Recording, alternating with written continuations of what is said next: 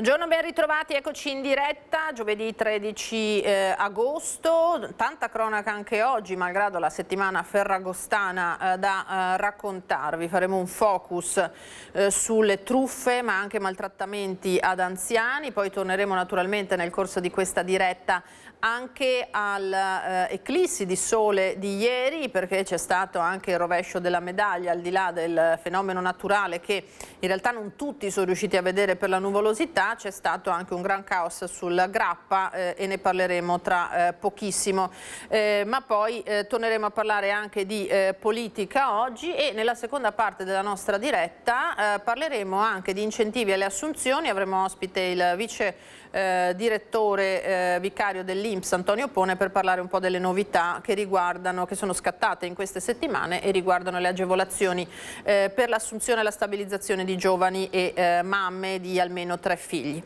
Nel frattempo andiamo nell'home page del Gazzettino a vedere la notizia che arriva oggi dalla Marca trevigiana. Siamo a Vittorio Veneto, Istituto Cesana Malanotti, maltrattamenti in casa di riposo, sospesi 2 operatori sociosanitari violenti, altri 8 indagati. Saremo in diretta tra non molto con il nostro Filippo Fois proprio da Vittorio Veneto per fare il punto su questa vicenda, questa operazione condotta dai carabinieri del NAS. Ma sempre di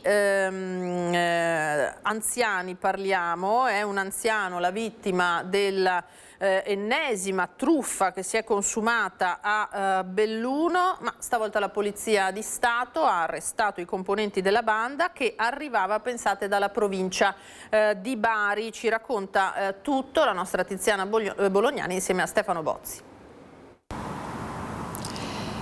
Sì, buongiorno. Sfrontati e senza cuore, li possiamo definire così i truffatori che si approfittano delle persone anziane. Non più tardi di 2 giorni fa vi abbiamo raccontato della truffa messa a segno ai danni di una 94enne della Pieve Cassionese, poco distante dal capoluogo, ed è di oggi invece la notizia dell'arresto di 4 individui, tutti della provincia di Bari, cosiddetti trasfertisti, arrestati dalla polizia dopo aver messo a segno la truffa dal solito cliché, questa volta fingendosi carabinieri. Tutta la refurtiva è stata recuperata, ma vi raccontiamo i dettagli particolari in questo servizio. Una telefonata, poi altre sempre più insistenti. La vittima dell'ennesima truffa è un uomo di 87 anni residente a Ponte nelle Alpi. Dall'altra parte della cornetta un falso carabiniere. La targa dell'auto dell'anziano sarebbe stata clonata e utilizzata per una rapina. E proprio in quella rapina sarebbero stati rubati dei gioielli. Il copione è quello oramai noto della truffa del finto appartenente alle forze dell'ordine. La vittima viene tenuta al telefono per ore, isolata da familiari e forze di polizia. Poi arriva il falso militare, entra in casa e si fa consegnare gli oggetti preziosi da verificare. Nel caso di Ponte nelle Alpi la consegna avviene addirittura 2 volte. Ma questa volta la squadra mobile di Belluno è già sulle tracce dei truffatori. Gli investigatori individuano l'auto utilizzata dalla banda e la fermano a Cadola. A bordo ci sono 4 uomini, tutti della provincia di Bari, un 49enne e 3 sulla Trentina. Solo uno di loro risulta incensurato. Le spiegazioni fornite agli agenti non convincono, dicono di essere nel bellunese per una gita, ma le dichiarazioni sono generiche e discordanti. Durante il controllo spunta un primo indizio. In un borsello viene trovata una bustina con alcuni monili e poi la svolta.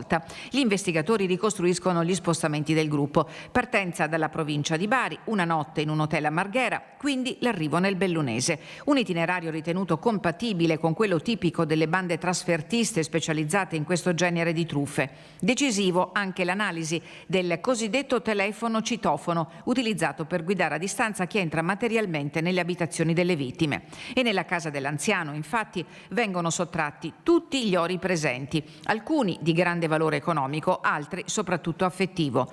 Un particolare fotografa perfettamente il meccanismo della truffa. Quando arrivano gli investigatori, la cornetta del telefono fisso è ancora occupata. L'anziano è convinto che dall'altra parte ci siano i carabinieri. La perquisizione dell'auto ha portato al ritrovamento della refurtiva, nascosto sotto lo sterzo, dietro il vano della scatola dei fusibili, un foulard contiene circa 400 grammi di monili in oro. I 4 sono stati arrestati per truffa aggravata e trasferiti nel carcere di Baldenic. Dopo l'udienza di convalida, per loro è scattato l'obbligo di dimora nel comune di domicilio. Per tutti, assicura il questore di Belluno Roberto Della Rocca, è previsto anche il foglio di via obbligatorio dal Belluno. Ecco, questo è il racconto di quanto accaduto a Ponte nelle Alpi, l'invito delle forze dell'ordine. Noi siamo davanti alla questura di Belluno, ma l'invito è il medesimo sia da parte dei carabinieri che da parte della Guardia di Finanza. Diffidare sempre, non ci sono rappresentanti delle forze dell'ordine che telefonano a casa, che vi raccontano storie per riuscire ad introdursi nelle vostre abitazioni. Nessun appartenente alle forze dell'ordine chiede denaro e comunque in ogni caso i dubbi vengono subito chiariti, svelati, contattando i numeri di pubblica utilità. Siamo davanti alla questura, allora ricordiamo il 113 che è il numero d'emergenza della polizia. A voi. Grazie alla collega Tiziana Bolognani, grazie a Stefano Bozzi. Allora, come anticipato, continuiamo a parlare di anziani addirittura maltrattati in questo caso, in una situazione di fragilità, trattandosi tra l'altro di ospiti di un istituto di riposo. Andiamo in diretta con il nostro Filippo Fois dal Cesana Malanotti di Vittorio Veneto, perché è notizia di questa mattina che i carabinieri del NAS hanno disposto la sospensione dal servizio di 2 operatori sanitari nell'ambito di un'operazione tuttavia che ha visto 8 indagati. Filippo, buongiorno. Sì, buongiorno Lina, buongiorno ai telespettatori di Antenna 3. Sono 2, come dicevi tu, gli OS che sono stati sospesi dal servizio. L'articolo del codice penale è quello di maltrattamenti aggravati verso persone anziane e con disabilità. Si parla nel comunicato che è stato diffuso dal NAS di Treviso di violenza fisica e morale nei confronti di alcuni anziani. Più ci sono altre 8 colleghi delle 2 persone sospese che sono indagate per condotte omissive. Sostanzialmente si sarebbero accorti di cosa stava capitando, ma non hanno denunciato, non hanno detto niente. Noi siamo in compagnia, lo ringrazio e lo saluto, del direttore del presidente del Cesana Malanotti, Giuseppe Maso.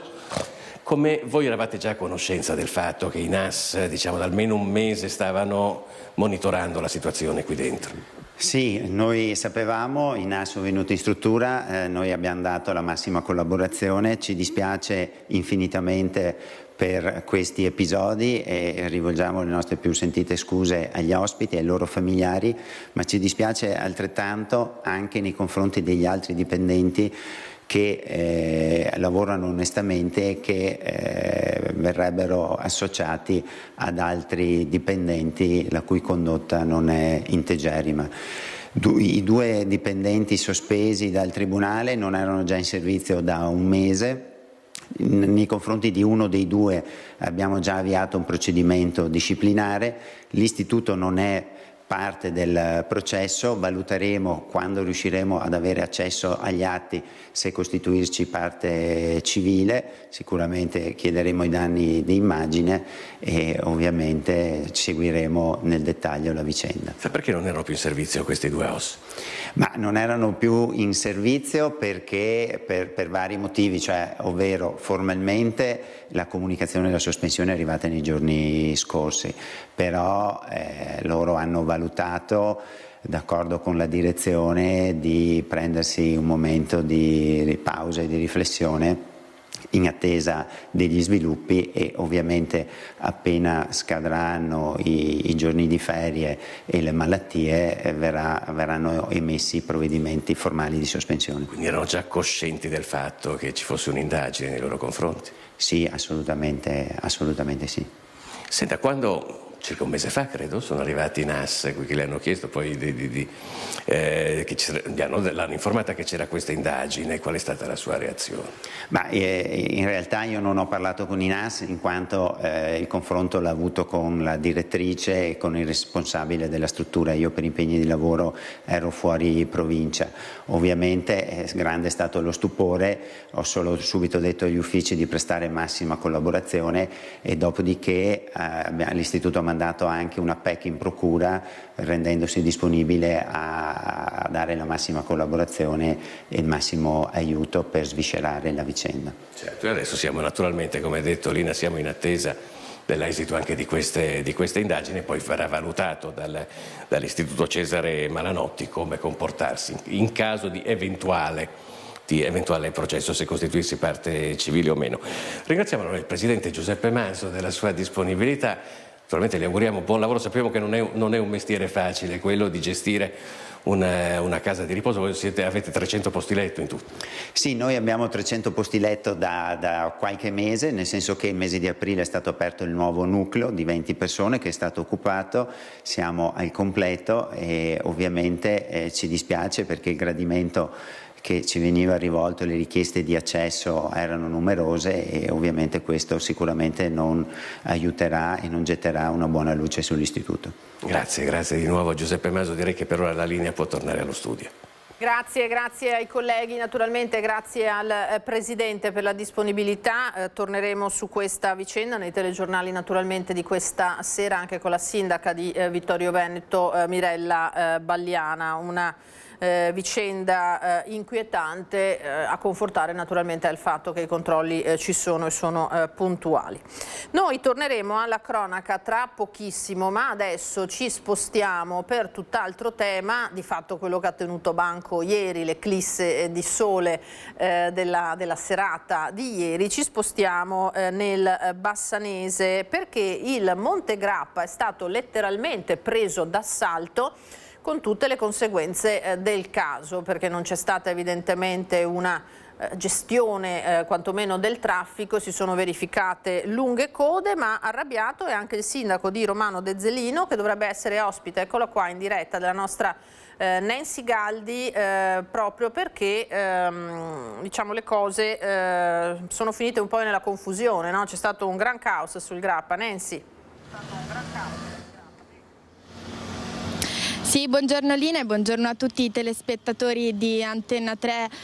Proprio così è stata grande la partecipazione da parte di turisti e cittadini arrivati anche da fuori provincia proprio per assistere all'eclissi parziale di sole di ieri sera. In molti hanno scelto la montagna e i punti panoramici del territorio per godersi al meglio lo spettacolo, ma l'afflusso è stato talmente importante da provocare lunghe code lungo le strade di accesso. Noi comunque ne parliamo con Simone Bontorin, che ha raccolto diverse storie da parte di quei visitatori che alla fine, al posto di osservare questo evento con il naso all'insù, si sono ritrovati a dover attendere in auto. Dunque Sindaco, come è andata ieri? Quanto è stato intenso l'afflusso e che disagi ha portato anche sul fronte della viabilità? Buongiorno a tutti. Ieri è stata una giornata estremamente importante anche per il fenomeno naturalistico che doveva verificarsi.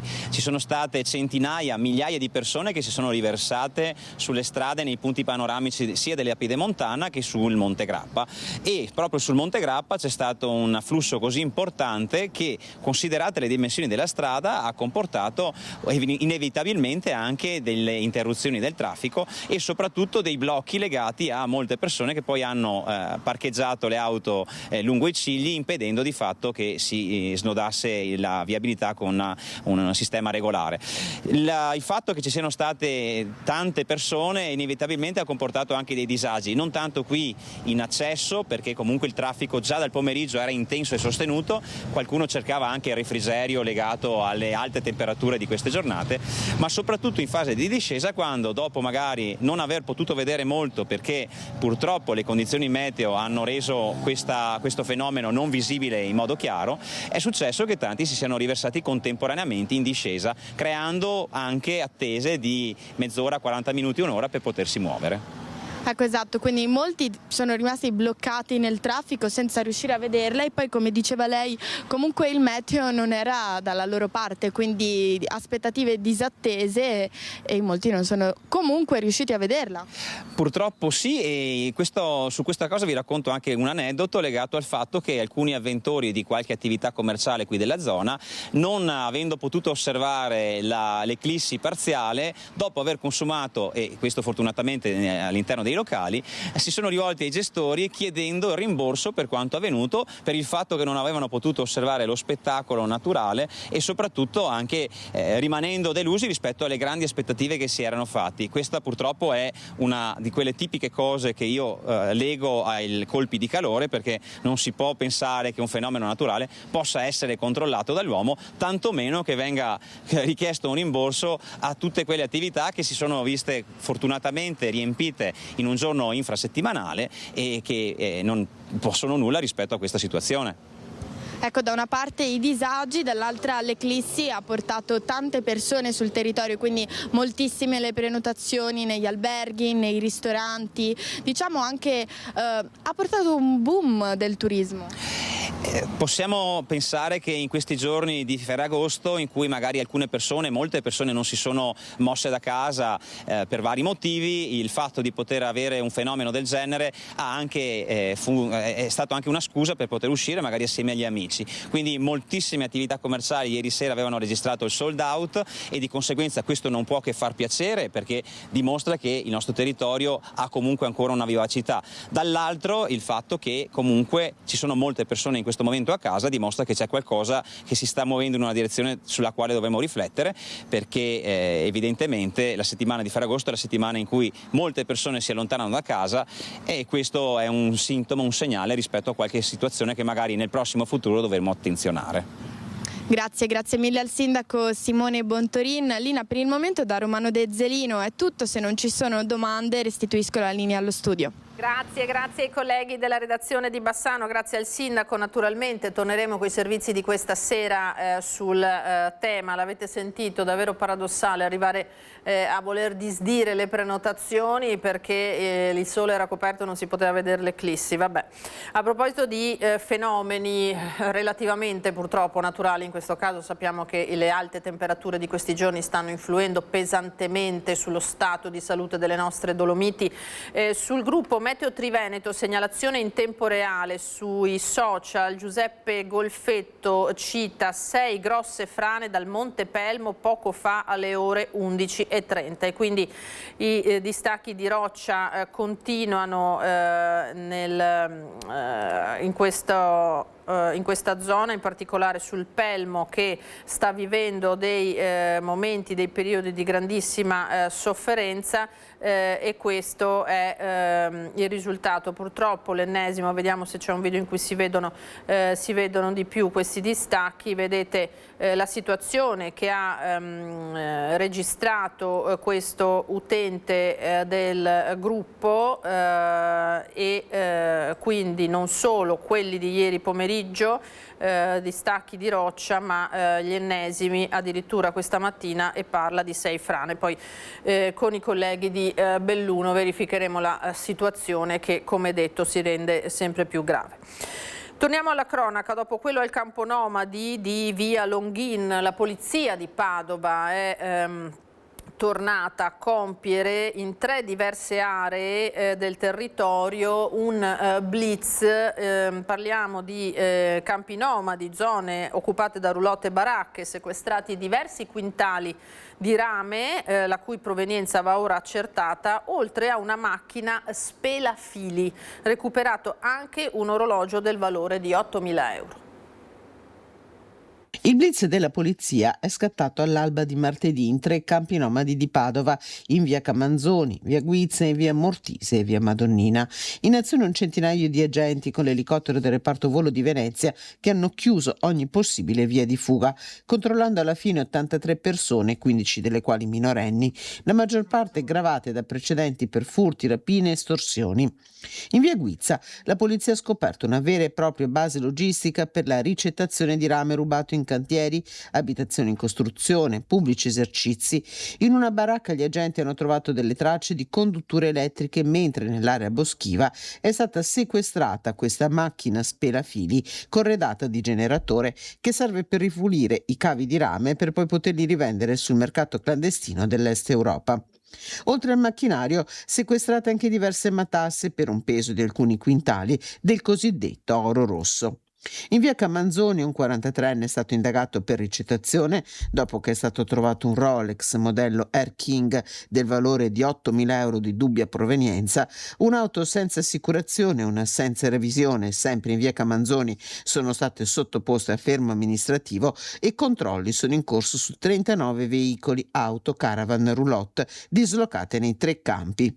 Nella Baraccopoli tra via Mortise e via Madonnina sono intervenute 2 squadre dell'Enel per mettere in sicurezza l'area a rischio folgorazione degli occupanti che si erano allacciati abusivamente ai tralicci per rubare energia elettrica. Ancora un incidente lungo l'autostrada A4, siamo in questo caso tra Padova e Vicenza, è accaduto questa mattina, ci sono stati 2 feriti, nell'incidente tra l'altro un'auto ha preso fuoco. Vediamo. Poco dopo le 5 del mattino i vigili del fuoco sono intervenuti lungo l'autostrada A4 nel tratto tra Padova Ovest e Grisignano in direzione di Vicenza per un incidente stradale che ha coinvolto 2 veicoli, uno dei quali ha preso fuoco come conseguenza dell'impatto. Sul posto sono intervenute l'autopompa e l'autobotte della sede centrale di Padova e l'autopompa della centrale di Vicenza. Le squadre hanno provveduto allo spegnimento dell'incendio e alla messa in sicurezza dei veicoli e dell'area interessata dall'incidente. 2 persone sono rimaste ferite e sono state assistite dal personale sanitario del SUEM 118. Sul posto anche la polizia stradale e il personale dell'autostrada per i rilievi del sinistro e la gestione della viabilità. L'intervento dei pompieri si è concluso dopo 1 ora e mezza. Coppia di escursionisti di nazionalità britannica bloccata a 2.900 metri di quota sulla ferrata di Bona al Cristallo. Lei con un trauma alla caviglia, la chiamata al 118 è scattata ieri sera poco prima delle 22, ha mobilitato l'elicottero di Treviso Emergenza abilitato al volo notturno. L'intervento è stato però ostacolato dalla presenza di nuvole che ha impedito all'eliambulanza di avvicinarsi ai 2 malcapitati, 43 anni lui, 32 lei. Così si è scelto di imbarcare 2 tecnici del soccorso alpino che sono stati lasciati a 100 metri di dislivello più in basso rispetto ai 2 escursionisti. I soccorritori li hanno raggiunti a piedi e hanno potuto prestare assistenza alla donna calata a valle fino a Forcella Grande, caricata in overing e trasportata a Codivilla. Il compagno è stato accompagnato da un soccorritore a recuperare l'auto parcheggiata a Rio Gere. L'intervento si è concluso verso l'1:40.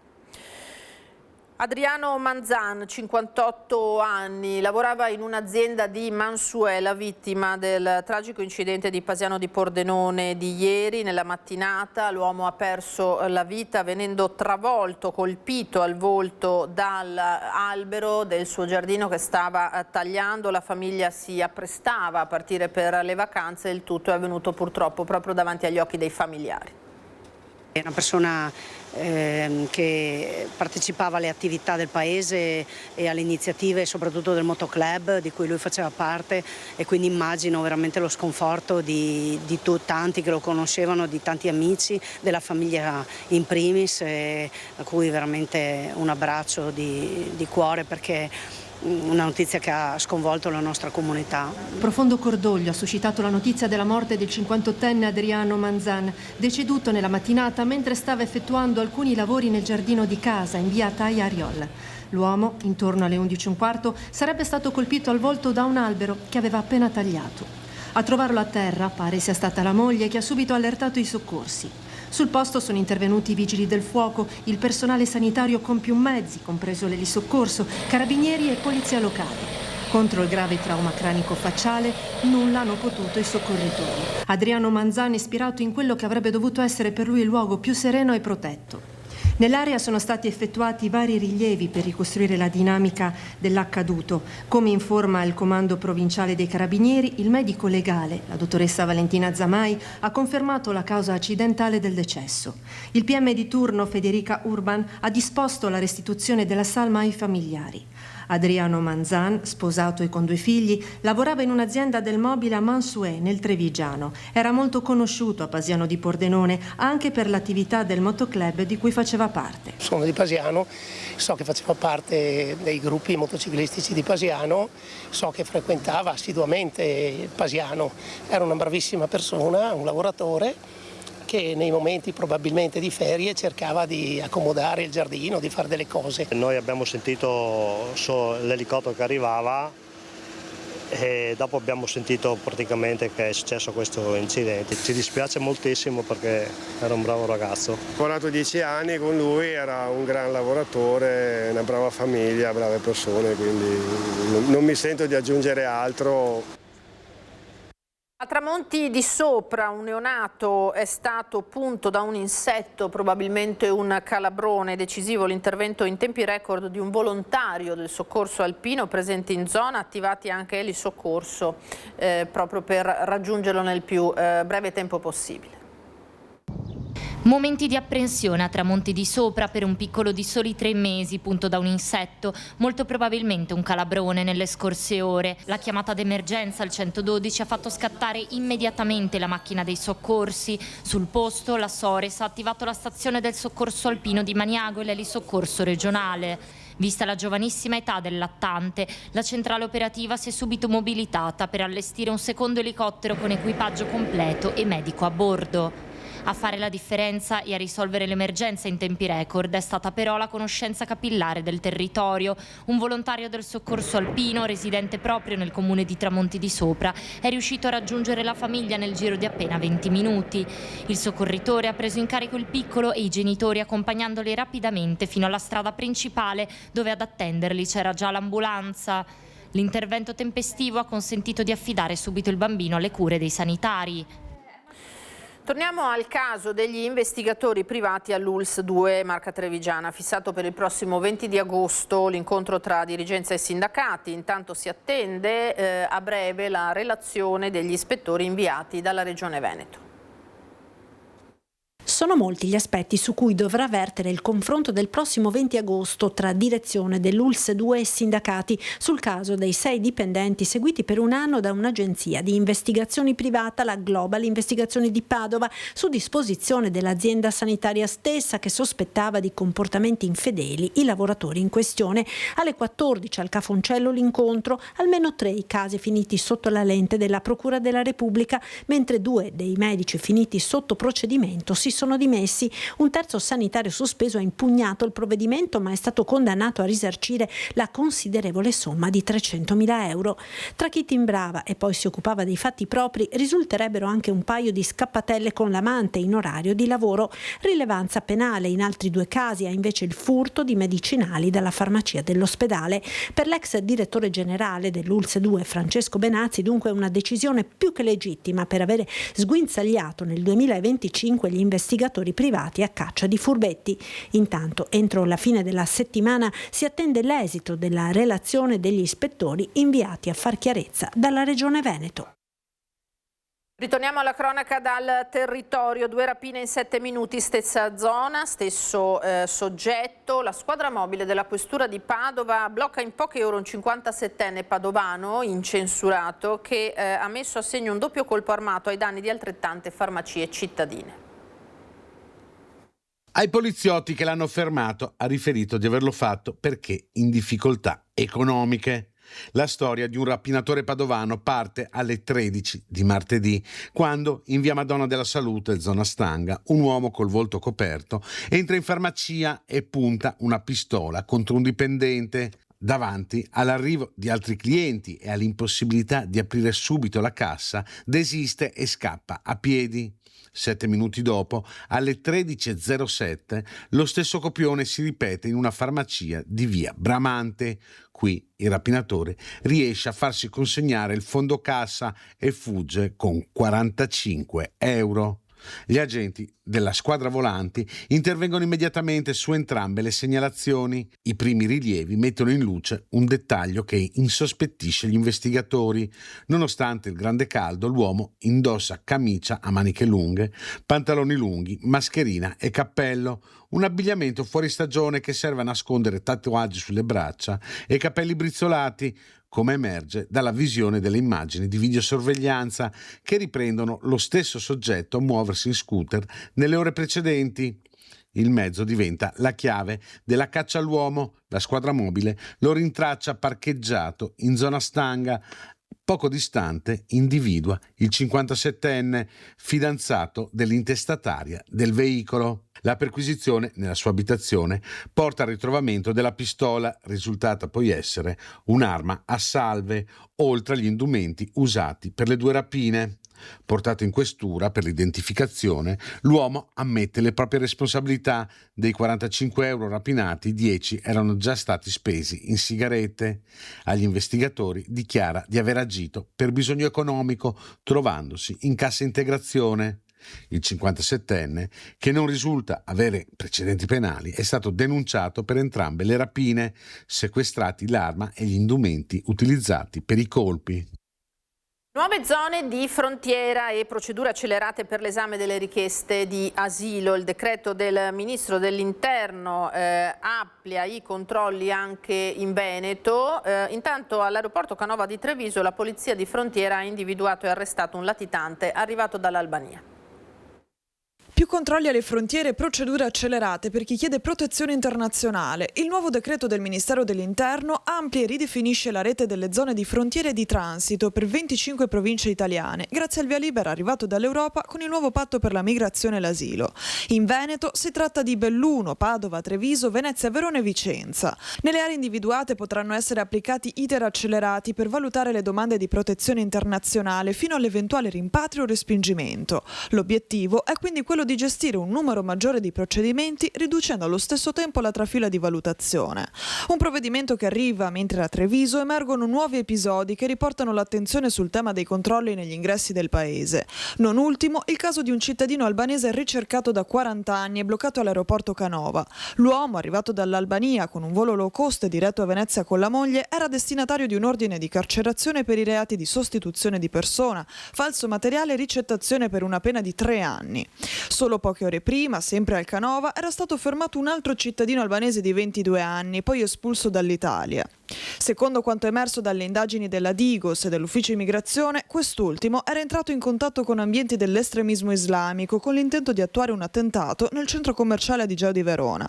Al suo arrivo nel suolo trevigiano, il 22enne ha riferito di essere venuto a trovare parenti nel Pordenonese, versione che non ha convinto gli investigatori. Immediato il decreto di espulsione firmato dal ministro dell'Interno Matteo Piantedosi, secondo il quale il giovane non potrà entrare nei paesi dell'area Schengen per i prossimi 15 anni. Lavoro nero nei mesi di giugno e luglio nel Trevigiano. La Guardia di Finanza ha battuto a setaccio i locali in particolare, scoprendo 27 lavoratori irregolari, 26 dei quali completamente non dichiarati. 27 lavoratori irregolari, 26 dei quali completamente in nero. È il bilancio dei controlli effettuati dalla Guardia di Finanza nel Trevigiano durante i weekend di giugno e luglio, quando l'afflusso di clienti nei locali aumenta. I militari hanno ispezionato 22 attività economiche in tutta la provincia, tra servizi pubblici, bar e servizi alla persona. Le sanzioni complessive oscillano tra i 64.000 agli oltre 371.000 euro. Le sanzioni sono molto pesanti perché per ogni giorno di lavoro in nero è prevista una sanzione che può oscillare comunque da un minimo di circa 2.000 euro a un massimo di 11.000 euro.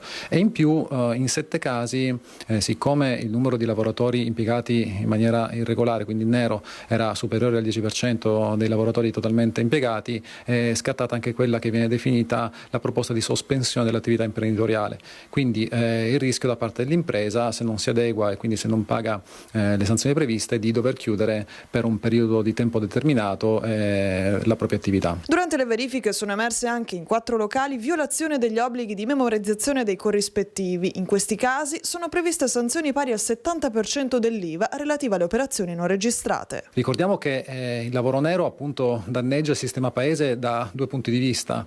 Uno sociale, perché la mancanza di un contratto priva il lavoratore di tutele fondamentali dal punto di vista assicurativo, contributivo, di sicurezza sul lavoro, e lo espone il lavoratore a potenziali rischi di sfruttamento.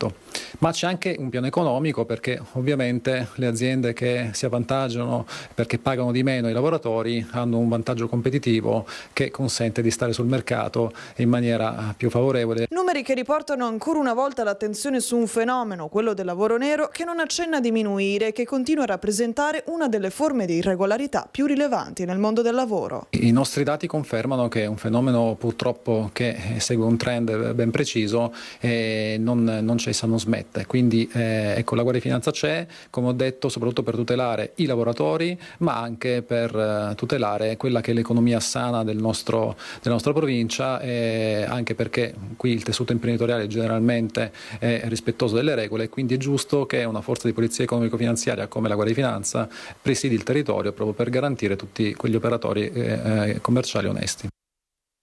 Senza dubbio sicurezza, rispetto delle regole, ma anche immigrazione saranno temi della prossima campagna elettorale. Anche a Padova, dove il candidato della Lega manda un messaggio al segretario del suo partito proprio sul futuro del Carroccio, un partito da rifondare che però non metterà in discussione la sua campagna da aspirante sindaco. E allora in diretta col nostro Federico Fusetti da Padova c'è proprio Roberto Marcato. Federico.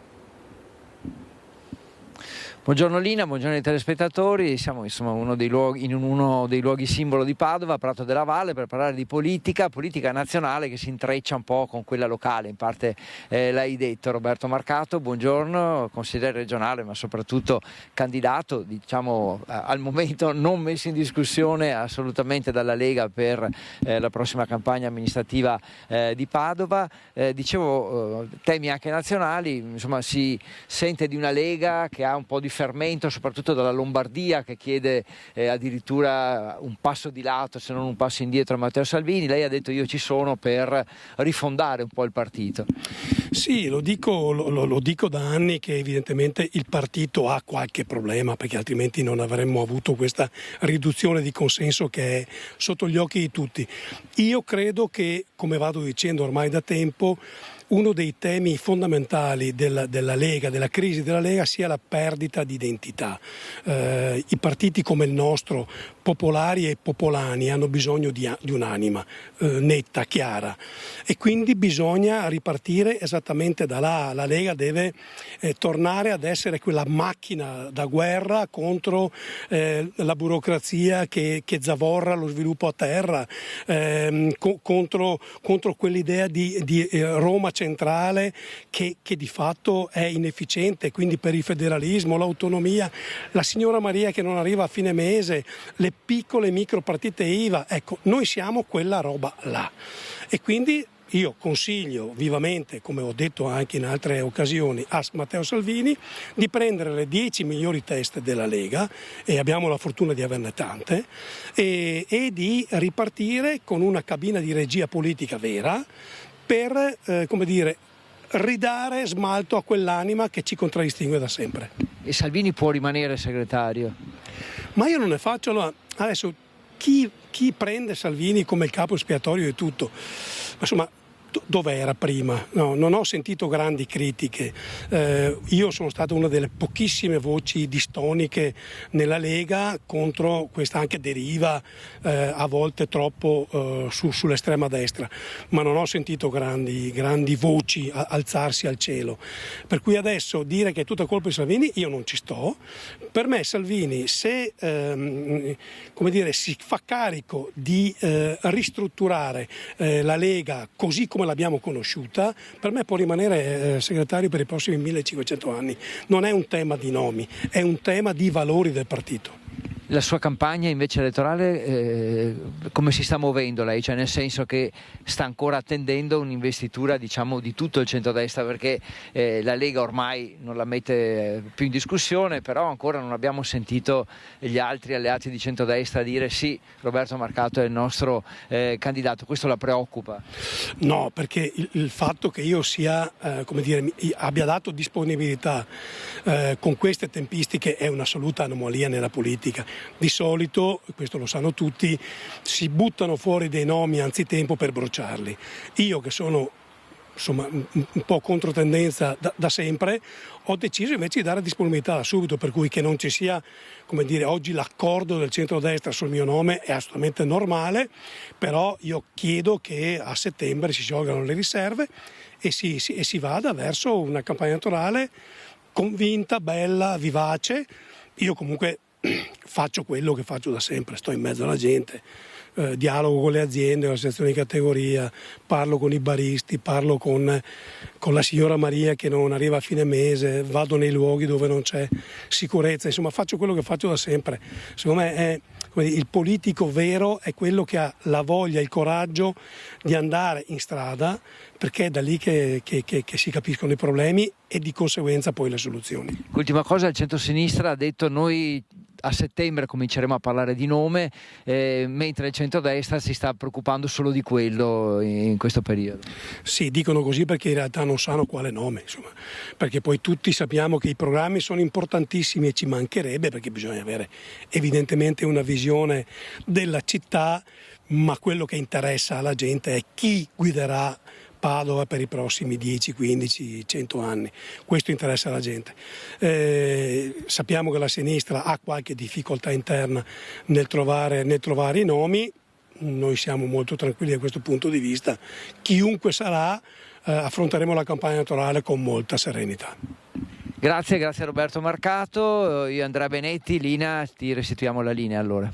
Grazie, ben determinato evidentemente Roberto Marcato. Allora, prima di andare noi in pubblicità vi do un paio di notizie battute dalle agenzie poco fa. Innanzitutto un pedone investito a Verona, parliamo di un 88enne che è morto dopo 2 giorni dall'incidente, nonostante i soccorsi e le cure prestate dai sanitari è deceduto all'ospedale di Borgo Trento. L'anziano investito martedì mattina a Verona nel quartiere Golosine. Troppo gravi le ferite riportate dopo l'investimento da parte di una Renault. Ora il conducente verrà indagato per omicidio stradale. Proseguono gli accertamenti intanto della polizia locale che hanno acquisito le immagini della videosorveglianza.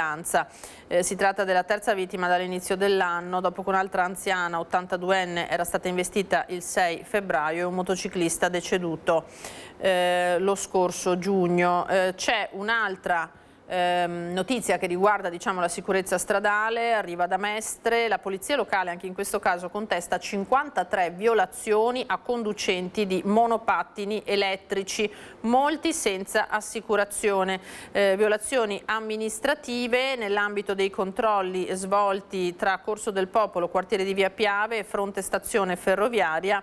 26 i casi appunto di mancanza dell'assicurazione. Tra l'altro va registrato anche che per CAV già da oggi è bollino rosso, attenzione sulle strade, si attende un fine settimana, quello di Ferragosto, estremamente trafficato, quindi anche a questo bisognerà fare grande attenzione. Ci fermiamo adesso per qualche istante di pubblicità, tra poco.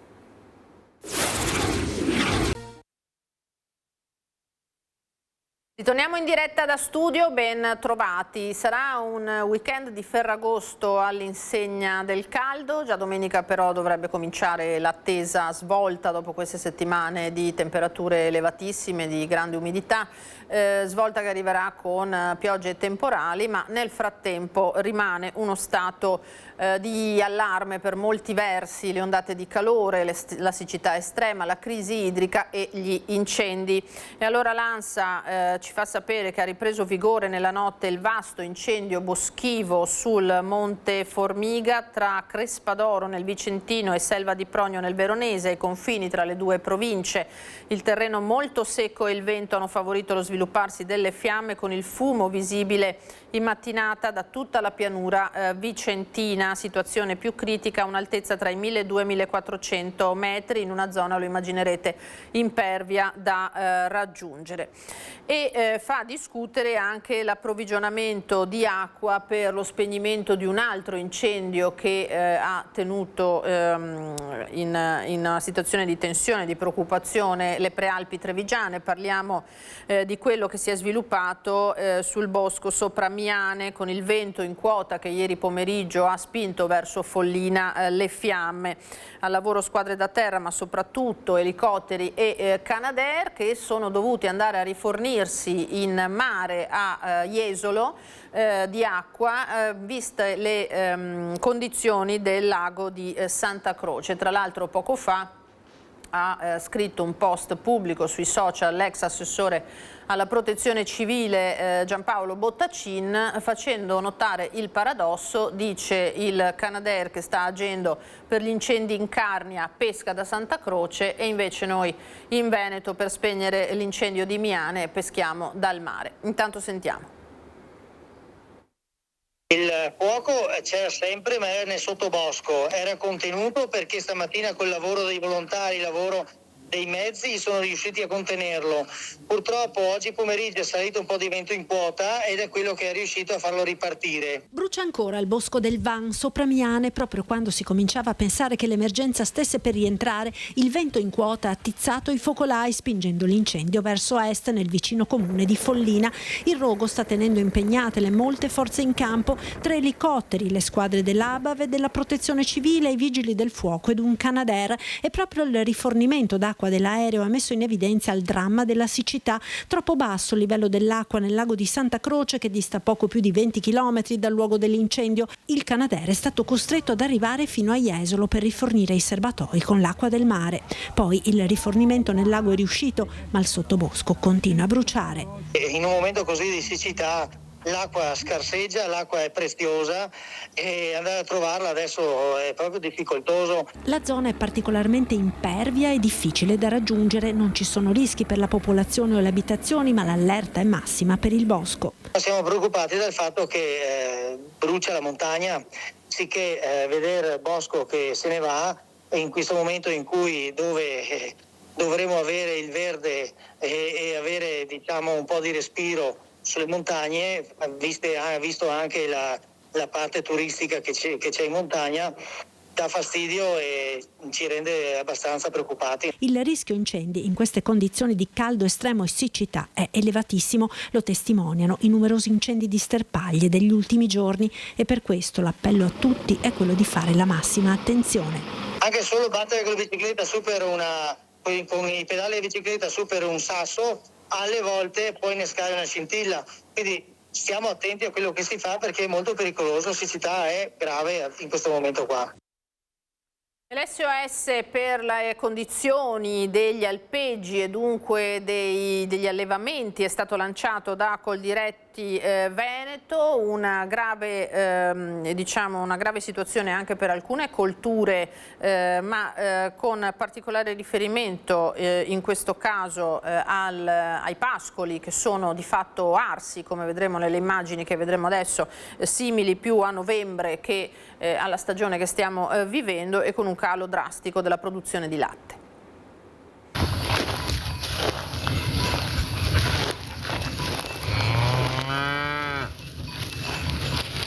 Sembra di essere a novembre in molti alpeggi veneti, ennesimo segnale della siccità che sta colpendo pesantemente l'agricoltura e gli allevamenti della nostra regione, con il risultato che in molte maglie diversi capi sono già stati messi in asciutta e la produzione di latte e quindi di burro e formaggi tipici è calata del 30%. Non va meglio in pianura, con meleti già scottati dal sole e vendemmie abbondantemente anticipate.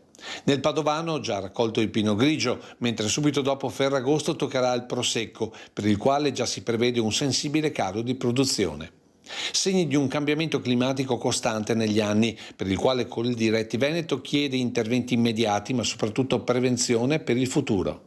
È di oltre 3 miliardi di euro il valore soltanto parziale di perdita a carico dell'agricoltura a causa della situazione climatica che stiamo attraversando. Serve subito un piano strategico importante, immediato, da mettere a disposizione con risorse cospicue per fronteggiare soprattutto il tema della gestione dell'acqua, che oggi non può più essere rimandato. Servono invasi, serve raccogliere l'acqua piovana, serve mettere a disposizione, insieme alle nuove tecnologie genetiche, sia vegetali che zootecniche, per consentire alla nostra agricoltura di poter fronteggiare il cambiamento climatico e di poter continuare a garantire ai nostri consumatori, ai nostri cittadini, produzioni agricole di altissimo valore e soprattutto utili alla nostra salute.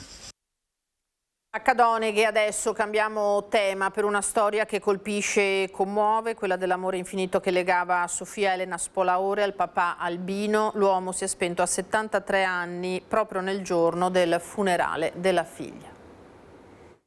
Sofia Elena e papà Albino. La famiglia adesso ripensa insieme. Una storia d'amore infinito, quello di un genitore per i propri figli, quello di una figlia per il proprio genitore, quella che arriva da Cadoneghe. Il 5 agosto la comunità si è stretta alla famiglia Spolaore per la morte di Sofia Elena. Aveva solo 36 anni, gestiva con il fratello un noto locale pubblico. Da anni combatteva con una malattia che una settimana fa, mentre era ricoverata nella terapia intensiva dell'ospedale di Padova, l'ha portata via all'affetto della famiglia e degli amici. Anche papà Albino stava male da circa un anno, ma lottatore come la figlia aveva continuato a starle vicino, a soffrire con lei, a ricoprire il ruolo tanto amato di segretario della FC Vigontina San Paolo, che l'ha voluto omaggiare con uno splendido ricordo a ringraziamento della dedizione offerta in particolare al settore giovanile della società.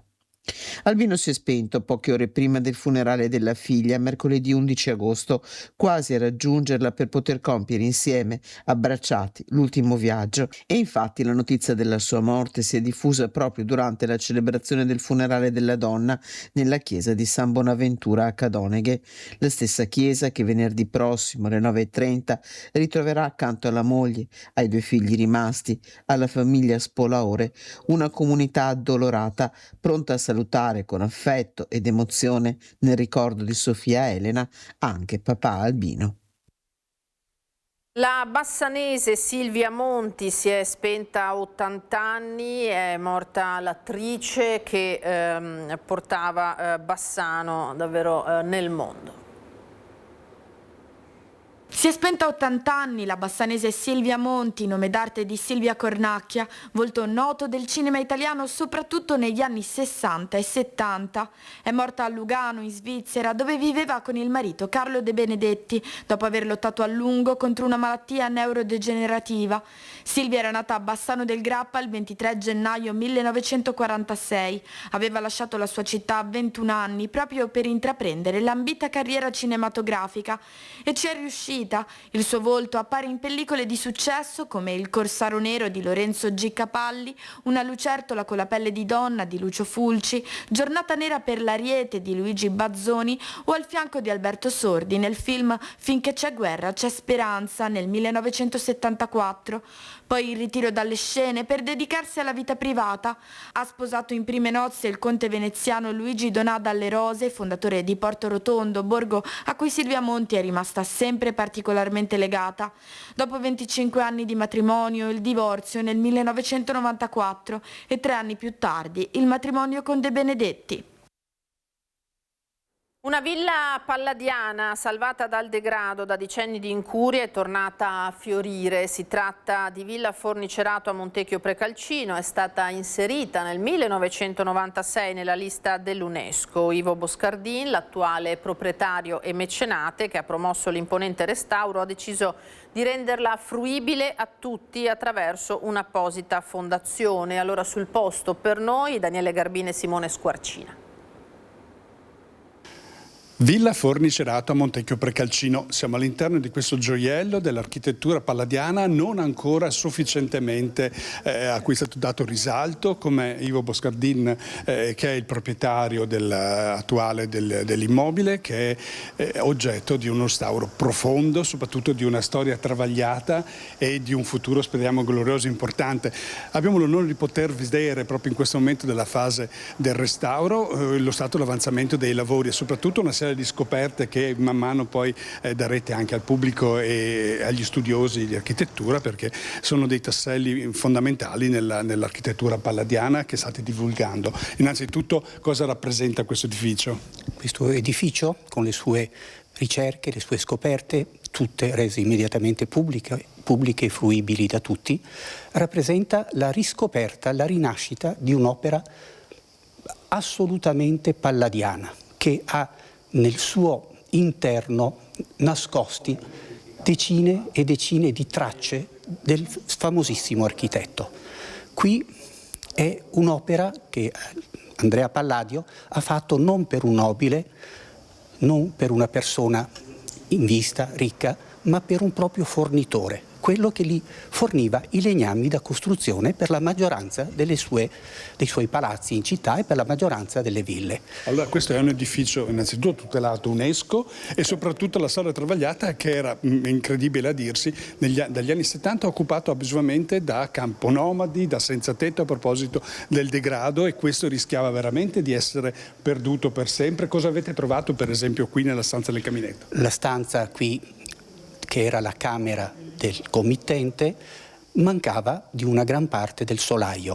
Pavimento e solaio erano stati distrutti a causa di un incendio intorno, siamo risaliti al 1985, un senza tetto, per riscaldarsi forse d'inverno, aveva dato fuoco alla casa. Per fortuna durante la notte l'intervento dei pompieri ha impedito che questo incendio devastasse l'intero immobile. Ecco, allora bisogna dare atto a questo mecenatismo illuminato, diciamo così, perché comunque vi siete fatti portatori verso la comunità, ma non solo di questa generazione, anche del futuro. Ci sono anche importanti novità, soprattutto proprio tra poco. Ci sarà un atto formale proprio per tutelare il bene per i posteri. Esatto, io ho sempre dichiarato, ed è lampante per chi ha visitato questa villa, che il mio intervento non ha origini economiche, non ha cause personali, ma è fatto da un privato cittadino per fare un qualcosa di buono per la comunità, per tutti, per l'universo, perché è un bene UNESCO mondiale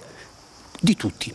Da pochissimi giorni, voi siete i primi a saperlo, io come proprietario assieme a mia moglie ho concesso in comodato d'uso assolutamente gratuito alla fondazione che porta il nome di questa villa, cioè Villa Fornicerato Foundation, una fondazione che comunque ho creato io, ma assieme ad altri aiutiamo a far rinascere questo bene.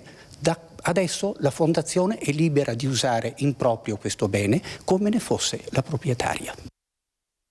Grazie ai colleghi di Vicenza per averci mostrato tanta bellezza. Noi cambiamo scenario, andiamo in quartiere Pertini a Mestre, quartiere che conosciamo bene dai servizi dei nostri colleghi della redazione di Venezia, sempre attenti a quelle che sono le istanze dei residenti, che questa volta cosa hanno fatto? Non vogliono lasciare andare la loro postina. Raccolgono 170 firme per tenerla nell'ufficio che serve il quartiere. Lei stessa dice che queste persone ormai sono diventate la mia famiglia, e probabilmente ci sono anche molti anziani che si fidano vedendola arrivare in tempi, lo sappiamo, in cui purtroppo la sicurezza non è così scontata. Allora ci racconta tutto la nostra Anna Maria Parisi. Quando la divisa assume le sembianze di un volto umano, ecco che la petizione a Mestre per la postina del quartiere Pertini diventa simbolo di coesione, ma non soltanto, vero Giorgio Rocelli, presidente del Comitato Quartiere Pertini? Sì, certo. No, il caso ha fatto un po' di scalpore subito qua nel nostro quartiere, perché la nostra portalettere, diciamo nostra perché la sentiamo parte di noi, è conosciuta da tutti, è gentile con tutti, cerca di aiutare, si informa, insomma è qualcosa che deve essere. Io che ho fatto il portalettere per moltissimi anni so che cosa vuol dire avere un rapporto con la clientela, in questo caso, e utenza quando c'ero io. La gente ti chiede un po' di tutto, vuole un po' di fiducia. D'altronde il portalettere cosa fa? Ti porta la lettera, ti porta la raccomandata, ti porta qualcosa di tuo, di intimo anche, no? E tu devi avere fiducia su chi che ti porta sta cosa in casa. Tenete in considerazione che ci sono anche dei malintenzionati che fanno finta di essere postini, no, per entrare nelle abitazioni. Quindi avere fiducia su una persona è estremamente importante. Nel quartiere Pertini poi ancora di più, perché è un quartiere con molti anziani e voi capite che gli anziani vanno curati e vanno salvaguardati in un periodo buio come in questi anni. Non c'è mai abbastanza sicurezza. Insomma, lasciatecela qua. Gli vogliamo troppo bene. Grazie per quello che fate per noi, Poste, noi vorremmo anche un ufficio postale qui, perché siamo anche in tanti, so che questo non si può fare per un ragionamento economico, ma almeno la portalettere la vogliamo qua. E questo è l'appello, insomma, che attraverso di noi trasmettono i residenti. Noi ci fermiamo adesso per qualche istante nuovamente di pubblicità, a tra poco.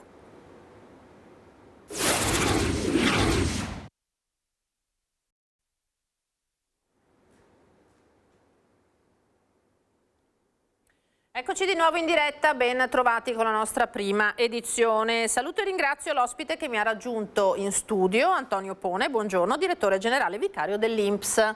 Buongiorno anche agli ascoltatori.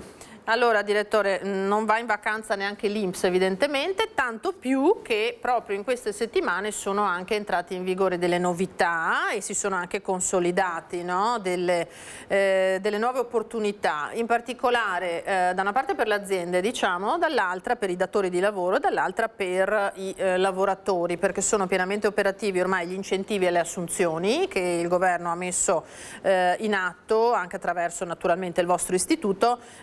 Le chiediamo subito come sta andando, poi faremo un focus specifico sui giovani, gli under 35 e le mamme con almeno 3 figli, che non ce ne sono forse più moltissime, no? In questo paese ne parliamo spesso del calo demografico, di questo inverno demografico, ma si vuole incentivare naturalmente il lavoro femminile e soprattutto il rientro anche al lavoro con tutte le agevolazioni del caso per donne che poi debbano gestire anche una famiglia magari numerosa.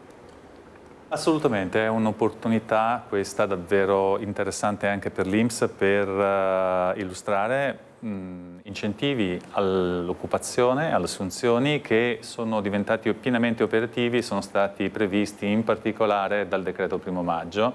Questo è un periodo particolare perché appunto siamo ormai in prossimità di Ferragosto, però sia per i lavoratori sia per i datori di lavoro può essere importante sapere che ci sono queste nuove misure, alcune, in particolare l'ultima entrata in vigore con il 1° agosto, che sono degli strumenti di cui tener conto nel momento in cui si pianifica l'assunzione del lavoratore, oppure nel momento in cui un lavoratore si rapporta a un datore di lavoro, è bene che sappia che può avere, senza che lui appunto ne sia a conoscenza, una dote che in qualche modo interessa il datore e che può essere uno stimolo per l'assunzione. Diciamo, il più recente strumento che è entrato in vigore è l'esonero appunto per le lavoratrici madri di almeno 3 figli. È entrato in vigore di fatto, c'è la possibilità di presentare domanda dal 1° agosto, vale per tutte le assunzioni di donne che hanno almeno 3 figli minori, che sono prive di un impiego regolarmente retribuito da almeno 6 mesi, e per le assunzioni che vanno dal 1° di gennaio di quest'anno.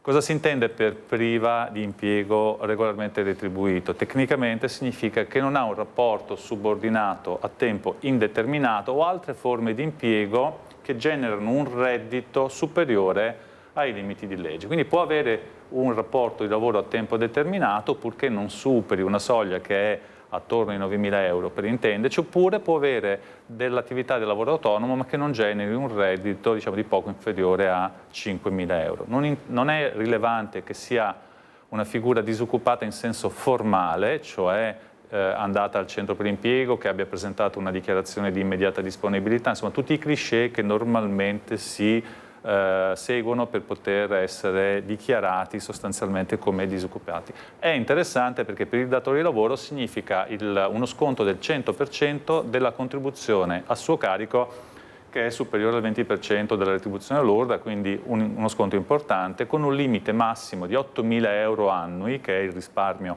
massimo che il datore di lavoro può attuare. La durata dell'incentivo dipende da quanto stabile è la forma di assunzione. Più è stabile, tempo indeterminato, più dura di più. Quindi se io assumo una lavoratrice madre con almeno 3 figli per 12 mesi, con un contratto a tempo determinato avrò una durata dell'incentivo di 12 mesi.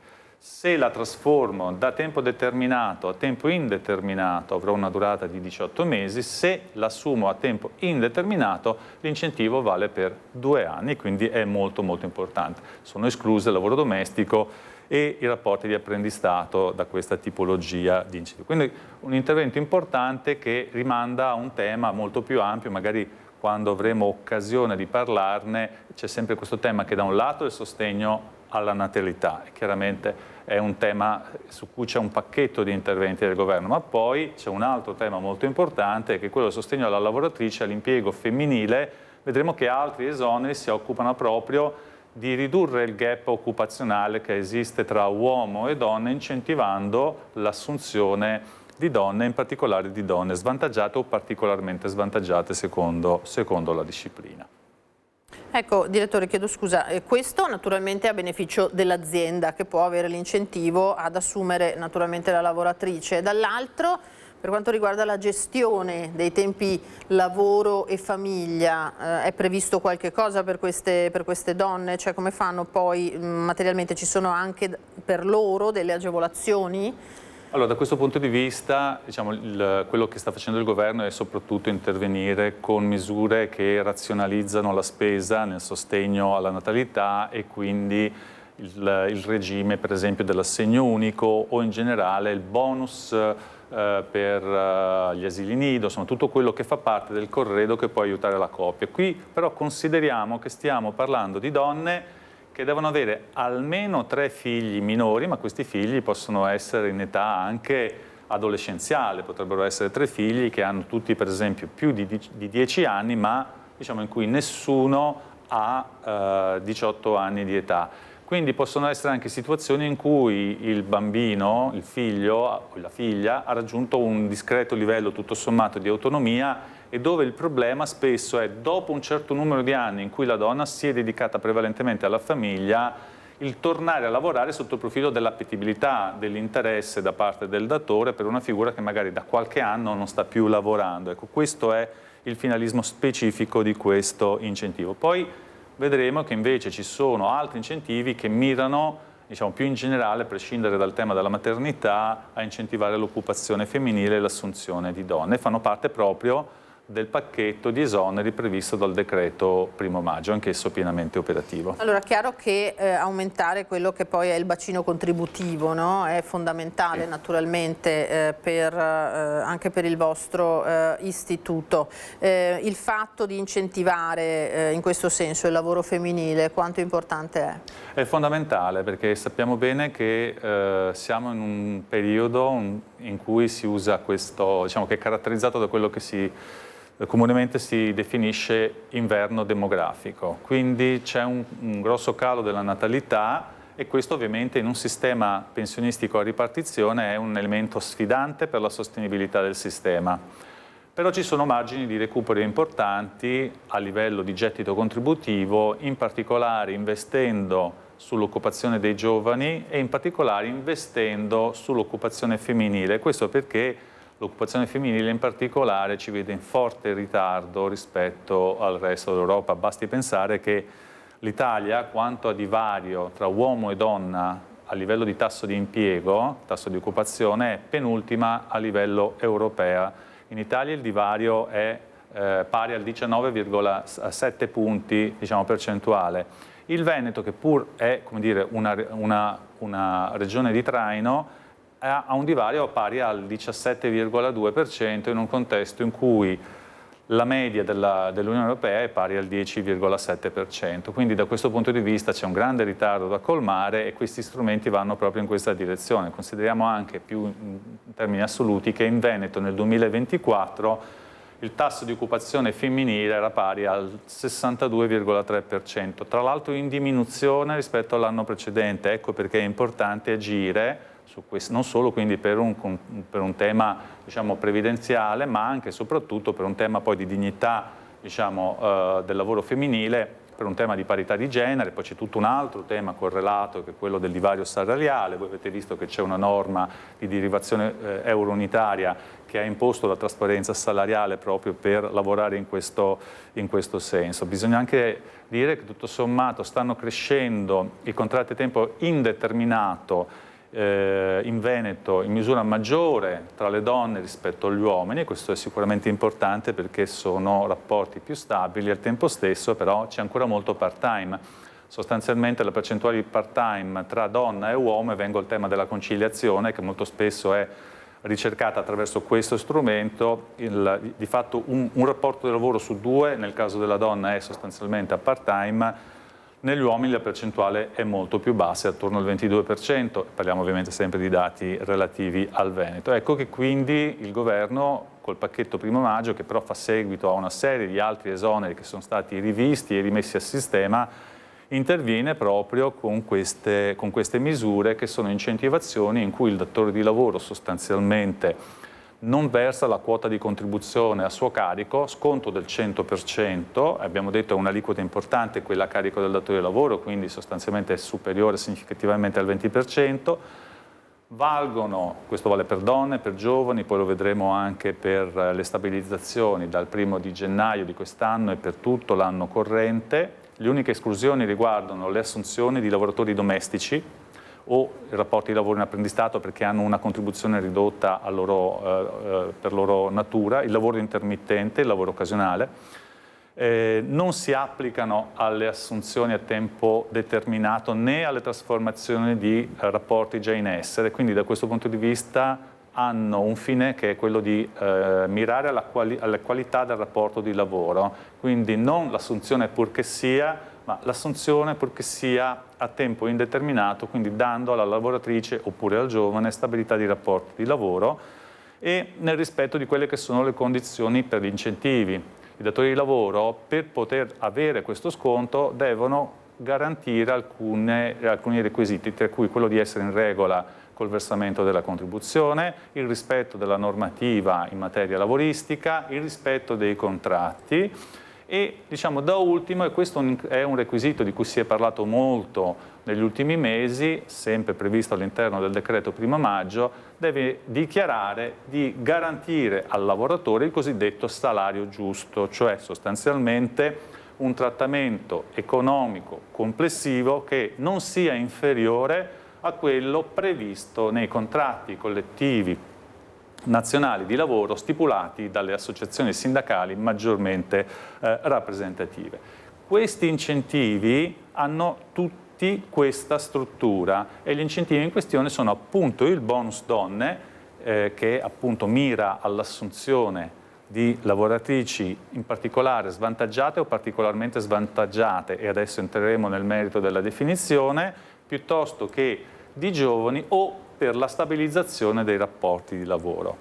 Io entrerei un attimo nel dettaglio degli incentivi per la stabilizzazione, gli incentivi per le lavoratrici, in questo caso quindi non necessariamente madri e non necessariamente madri di almeno 3 figli, quindi per la generalità delle lavoratrici, quindi spetta a tempo, diciamo per l'assunzione a tempo indeterminato per l'assunzione di donne di qualsiasi età. Il fine è appunto la pari opportunità nell'accesso al mercato del lavoro, in particolare per le lavoratrici svantaggiate. E chi sono le lavoratrici svantaggiate per come previsto dalle norme? Sono sostanzialmente donne che sono prive di impiego regolarmente retribuito, abbiamo visto prima qual era la definizione quando abbiamo parlato delle lavoratrici madri, da almeno 6 mesi. Quindi le donne che da almeno 6 mesi sono prive di un rapporto regolarmente retribuito sono considerate svantaggiate e se assunte a tempo indeterminato da un datore di lavoro consentono al datore di avere questo sconto del 100% della contribuzione a suo carico. Poi ci sono, e la durata dello sconto è di 1 anno. Poi ci sono le donne particolarmente svantaggiate. Le donne particolarmente svantaggiate possono essere o donne che sono prive di un rapporto regolarmente retribuito da almeno 24 mesi, quindi una durata molto lunga, sono 2 anni che queste donne non hanno un rapporto di lavoro a tempo indeterminato, comunque diciamo che garantisca un reddito superiore a certe soglie, oppure possono essere lavoratrici che sono prive di impiego regolarmente retribuito da 12 mesi, ma che anche appartengono a una delle categorie di particolare svantaggio previste dalle norme. E quali sono queste categorie? L'essere per esempio di età compresa tra 15 e 24 anni, quindi giovani, molto giovani, oppure di essere prive di un diploma di scuola media superiore o professionale, oppure che abbiano completato la formazione da non più di 2 anni senza aver trovato lavoro. Quindi che cosa significa? Significa che sono figure o donne o con poca formazione o che pur uscite dal mondo della formazione non riescono a trovare immediatamente occupazione. Voi sapete che è fondamentale superare anche lo scalino al completamento del ciclo di studio o dei programmi formativi, di essere assunti per maturare competenze operative. Le donne, viceversa, con più di 50 anni, perché anche in questo caso vige, come dire, una specie di non attrattività forse implicita all'interno del mercato del lavoro. Le donne adulte sole con persone a carico, e qui viene premiato il ruolo di caregiver che spesso le donne hanno, finiscono con l'avere, e quindi in qualche modo si mira a incentivare l'assunzione proprio di questa tipologia di donne, oppure che sono occupate in settori dove lavorano prevalentemente maschi. Tecnicamente si dice con disparità uomo-donna superiore al 25%, diciamo, appartenente al genere sottorappresentato, oppure anche appartenenti a una minoranza etnica con necessità di rafforzamento linguistico professionale. Parliamo di figure che sono sul territorio italiano ma che hanno nella barriera linguistica una barriera appunto all'occupazionalità. In questo caso l'incentivo ha un limite mensile pari a 650 euro e può essere elevato anche a 800 euro, quindi anche in questo caso diventa importante per il datore di lavoro perché ha una sua significatività profonda. Poi c'è tutto il tema dei giovani. Restando alle donne, direttore, appunto lei ha fatto un po' lo spaccato della situazione da noi. Nel frattempo queste donne che non hanno un rapporto di lavoro stabile, che non hanno una certezza, una sicurezza, come fanno? Allora c'è il ricorso ad ammortizzatori sociali e soprattutto da dove provengono? Nel senso, lei ha citato magari anche le donne straniere piuttosto che le ragazze giovanissime, ma possono esserci anche donne che sono reduci da avvertenze in altre aziende, che sono state espulse dal ciclo di lavoro, che hanno rinunciato, immagino, al lavoro per la maternità, eccetera. Un po' quali sono le figure tipiche, secondo lei, che potranno usufruire di questo, o le situazioni più frequenti che vediamo nel nostro territorio? Come dicevamo prima, questi incentivi, donne svantaggiate in particolare, hanno come obiettivo quello di riportare all'interno del mercato del lavoro e quindi in una condizione di occupazione soggetti che sono usciti e che faticano a rientrare. Gli esempi che si facevano prima, la donna che per esempio è uscita dal lavoro perché ha avuto un'avvertenza col datore di lavoro, con l'azienda, piuttosto che delle figure che in qualche modo hanno una precarietà, nel senso che non hanno rapporti di lavoro a tempo indeterminato.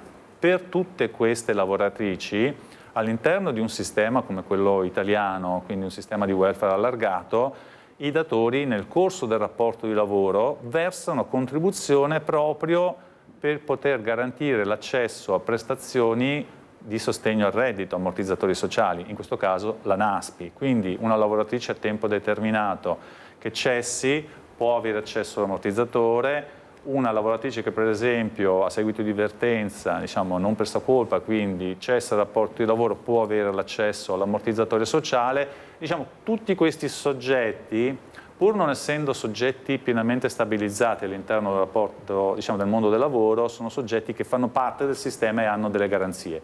Il problema riguarda soprattutto le categorie che menzionavo prima, che sono donne che hanno la particolarità di fatto essere uscite, abbiamo detto 24 mesi, quindi 2 anni, senza un impiego regolarmente retribuito, piuttosto che 12, ma appartenendo a queste categorie che ho appena finito di menzionare, che sono tutte categorie che di fatto esprimono delle barriere, no? All'ingresso al mondo del lavoro. Quindi questo incentivo mira proprio a portarle dentro, perché poi una volta che sono all'interno del sistema, se per un motivo X quel rapporto di lavoro dovesse cessare o dovesse avere delle evoluzioni comunque non positive, c'è comunque la possibilità, attraverso la contribuzione che mensilmente il datore di lavoro versa all'INPS, di avere accesso a una gamma di ammortizzatori che, come dire, garantiscono quando per motivi legati all'azienda o per motivi legati al lavoratore c'è una sospensione o un'interruzione del rapporto di lavoro. C'è una tutela. Ecco, di fatto questi, diciamo, questi provvedimenti che prende il governo vanno a battere su un tema che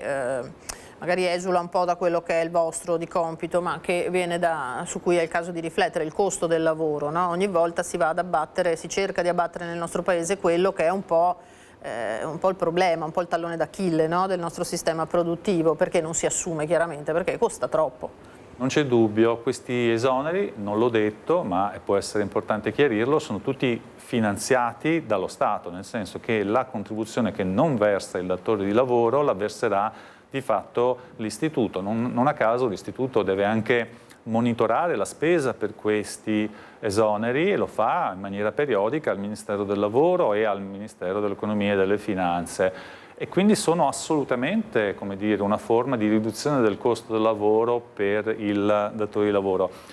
Sul fatto che gli incentivi siano diciamo, una forma che spinge un datore di lavoro a fare un'assunzione rispetto al non effettuarla, ci sono studi che dicono cose, tra virgolette, non convergenti, cioè non è detto che per effetto di un incentivo di questo tipo un datore di lavoro faccia un'assunzione, perché il presupposto per il datore di lavoro è sempre l'avere bisogno di quella risorsa in più. Quello che invece è certo è che orientano, cioè gli operatori ne tengono conto. Se il datore di lavoro ha in mente di fare un'assunzione, sempre più chiaro è che va anche a guardare questi aspetti di convenienza o che gli intermediari professionali che assistono le aziende suggeriscono loro, cioè certo. Se assumi, tra virgolette, questo tipo di lavoratore, hai un risparmio che è pari a X e che ti dura tot. È sempre più chiaro che i datori di lavoro ne tengono conto. Questo ovviamente per diciamo, lo Stato è un obiettivo importante da conseguire, perché dovendo spingere l'occupazione è chiaro che si vuole spingere l'occupazione non lì dove sarebbe già forte di suo, ma dove invece ci sono delle barriere da superare. Altro tema, dicevamo, sono i giovani, rispetto ai quali però anche in questo caso ci sono già stati provvedimenti anche in passato, no? È risultato più semplice e più conveniente per un po' tutte le aziende assumere degli under 35, ci sono ulteriori novità in questo senso? Sì, diciamo sempre nel pacchetto degli esoneri previsti dal decreto 1° maggio c'è una ridefinizione della disciplina relativa ai giovani, e è un incentivo che ha lo stesso tipo di caratteristica degli incentivi che abbiamo visto quanto a meccanismo, tipo di assunzione, periodo, no? Quindi abbiamo detto dal 1° di gennaio di quest'anno fino al 31/12, 100% della retribuzione, della contribuzione prevista per il datore di lavoro, eccetera, eccetera, il rispetto delle condizioni generali previste per gli incentivi e che soprattutto mira alle assunzioni a tempo indeterminato, cioè mira alla qualità del rapporto di lavoro con cui il giovane è assunto. Quindi il fine è non solo incrementare l'occupazione giovanile, ma anche incrementare l'occupazione giovanile stabile. Ora, da questo punto di vista, come veniva correttamente ricordato dalla conduttrice, sono già diversi anni che si va nella direzione di spingere per l'incremento dell'occupazione giovanile, non solo per un tema previdenziale, come dicevo prima. È chiaro che più giovani iniziano a lavorare presto in un sistema contributivo dove conta tutta la contribuzione dall'inizio della tua carriera lavorativa fino alla fine, è fondamentale per un buon trattamento pensionistico. In più, in un sistema a ripartizione, più soggetti versano e più il sistema ovviamente è sostenibile, quindi questi incentivi sono, tra virgolette, un buon investimento che lo Stato fa anche sul futuro di queste generazioni. Abbiamo anche degli standard europei da garantire, perché è prevista una soglia per il 2030, in particolare per quanto riguarda i cosiddetti NEET, che sono la fascia più preoccupante, no? I NEET chi sono? I NEET sono giovani che hanno una particolarità in più,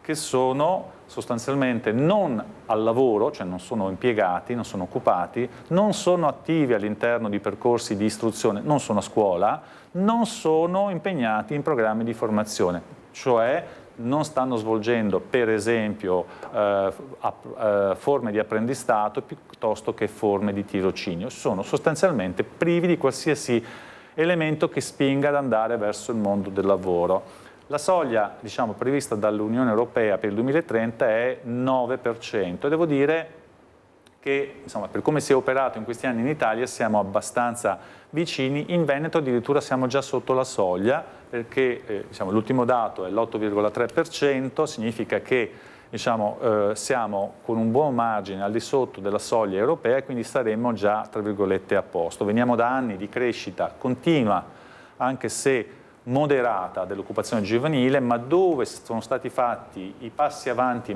più importanti, più significativi è proprio nell'ambito dei cosiddetti NEET, che è la fascia anche più, tra virgolette, complicata. Anche in questo caso abbiamo soggetti molto svantaggiati, soggetti svantaggiati, sostanzialmente i soggetti molto svantaggiati ricalcano le categorie che dicevo prima, in questo caso più dettagliate nello specifico, quindi l'assenza di diploma, il fatto di essere adulti soli con persone a carico, anche qui settori con forte disparità di genere, oppure minoranze etniche. La durata è significativa perché chi assume un lavoratore giovane under 35, perché c'è un requisito anagrafico che è appunto 35 anni di età come soglia massima da non superare per poter fruire dell'assunzione, la durata è pari a 24 mesi per i lavoratori svantaggiati, ripeto 100% della contribuzione a carico del datore di lavoro, 12 mesi per quelli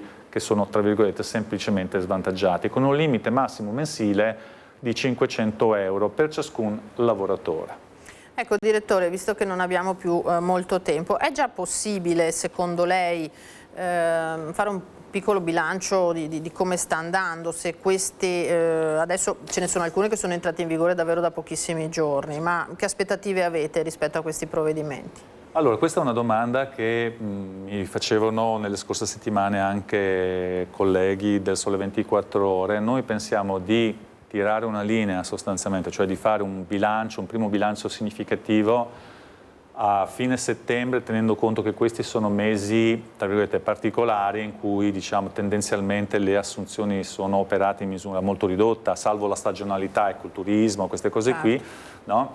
E considerato che si tratta di esoneri previsti in una norma, decreto 1° maggio, che è stata poi convertita in legge nel mese di giugno e quindi anche se recuperano retroattivamente tutte le assunzioni fatte a partire dal 1° di gennaio, chiaramente la vera accelerazione c'è stata dopo che sono entrate materialmente in vigore. Quindi un primo momento in cui si può fare una valutazione significativa sarà alla fine di settembre e poi ci sarà un momento conclusivo finale.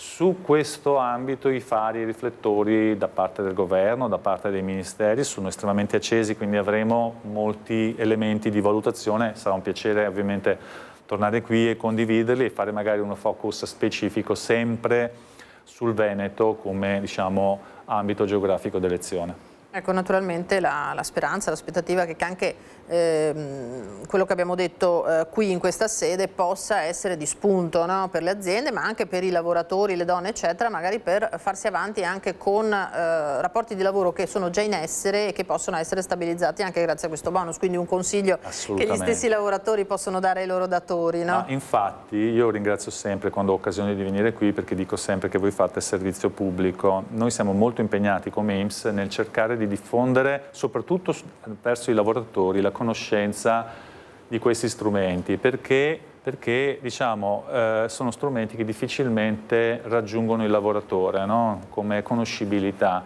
e invece diventa importante, soprattutto quando parliamo di figure che hanno magari superato, parlavamo prima di donne over 50 piuttosto che di lavoratrici che sono, come dire, affette da un problema linguistico perché comunque di provenienza straniera, eccetera. E noi cerchiamo davvero di fare il porta a porta e di diffondere la conoscibilità di questi strumenti, perché sono strumenti che possono risultare efficaci se conosciuti ovviamente dal lavoratore e dal datore di lavoro. Il datore di lavoro ha il vantaggio di avere degli intermediari professionali che possono in qualche modo fargli sapere che c'è questa opportunità. Il lavoratore invece ci dobbiamo davvero pensare in qualche modo noi e ecco, è anche uno stimolo a riprendere coraggio a settembre alla ripresa dell'attività per cominciare a far girare curriculum, insomma per rendersi parte attiva, perché può succedere, come dicevo, che per chi intermedia domanda e offerta di lavoro se non proprio per datori di lavoro specifici,